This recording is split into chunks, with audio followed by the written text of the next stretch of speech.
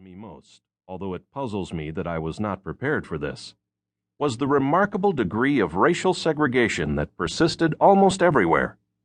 Like most Americans, I knew that segregation was still common in the public schools, but I did not know how much it had intensified. The Supreme Court decision in Brown v. Board of Education 37 years ago, in which the court had found that segregated education was unconstitutional because it was inherently unequal, did not seem to have changed very much for children in the schools I saw, not at least outside of the Deep South. Most of the urban schools I visited were 95 to 99% non-white. In no school that I saw anywhere in the United States were non-white children in large numbers truly intermingled with white children. Moreover, in most cities, influential people that I met showed little inclination to address this matter, and were sometimes even puzzled when I brought it up. Many people seemed to view the segregation issue as a past injustice that had been sufficiently addressed. Others took it as an unresolved injustice that no longer held sufficient national attention to be worth contesting. In all cases, I was given the distinct impression that my inquiries about this matter were not welcome. None of the national reports I saw made even passing references to inequality or segregation.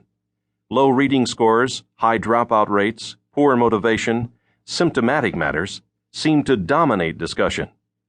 In 3 cities, Baltimore, Milwaukee, and Detroit, separate schools or separate classes for black males had been proposed. Other cities, Washington, D.C., New York, and Philadelphia among them, were considering the same approach. Black parents or black school officials sometimes seemed to favor this idea. Booker T. Washington was cited with increasing frequency. Du Bois never, and Martin Luther King only with cautious selectivity. He was treated as an icon, but his vision of a nation in which black and white kids went to school together seemed to be effaced almost entirely. Dutiful references to the dream were often seen in school brochures and on wall posters during February when Black History was celebrated in the public schools.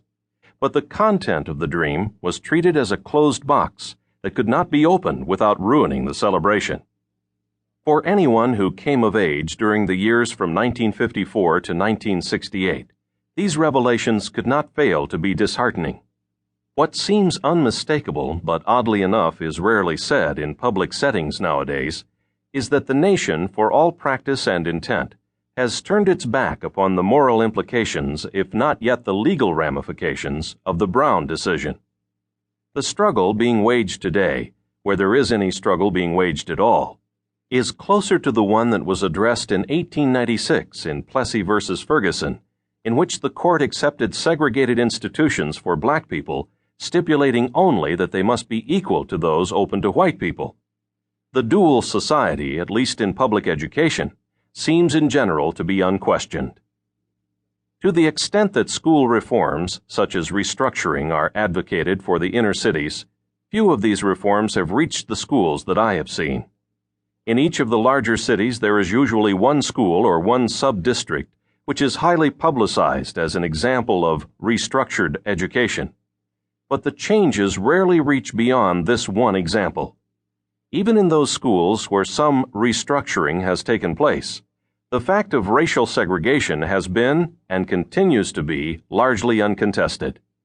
In many cities, what is termed restructuring struck me as very little more than moving around the same old furniture within the house of poverty.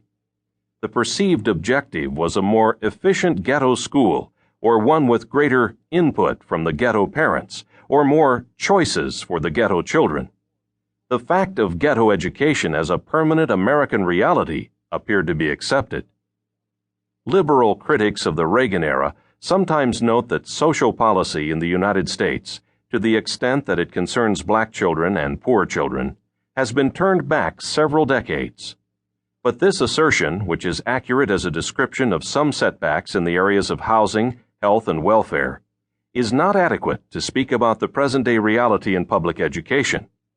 In public schooling, social policy has been turned back almost 100 years. These, then, are a few of the impressions that remained with me after revisiting the public schools from which I had been absent for a quarter century. My deepest impression, however, was less theoretical and more immediate.